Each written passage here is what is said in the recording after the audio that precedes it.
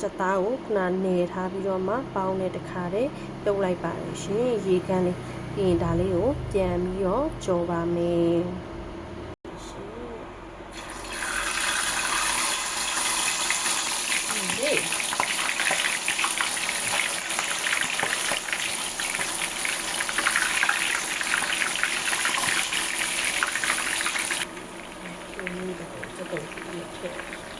ချက်သားလေးရဲလာလို့ဒီအေးလေးနဲ့ကြော်ထားပါမယ်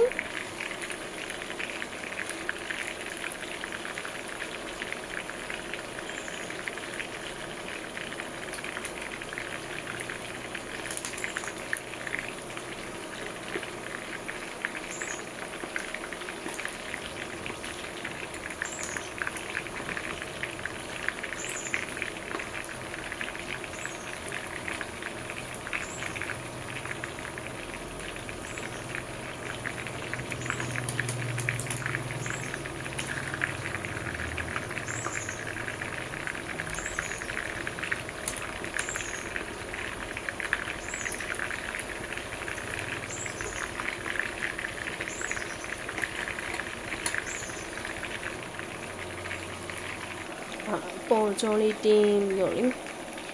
အတွင်းသားလေးကလေကြက်ပြီးတော့စားလိုက်နူးညံ့နေအောင်လို့အဲ့လိုမျိုးလေးကြော်ပြပါတယ်အမေကတော့ပြောတယ်အမေကပြောတယ်မာဒီကိစ္စတိုင်းမှာကြက်သားရှိရဲ့တဲ့လက်ပြန်တရားသွားမှာဆိုတော့အမေကြိုက်ထုတ်တယ်တော့ဒီမှာနေကြက်သားကိုပေါင်းတင်ပေါင်းကြော်ချင်းကြော်ကိုကလည်းအမေတကားမပယ်စားပေါင်းလဲပေါင်းလိုက်တယ်ကြော်လဲကြော်လိုက်ပါလေ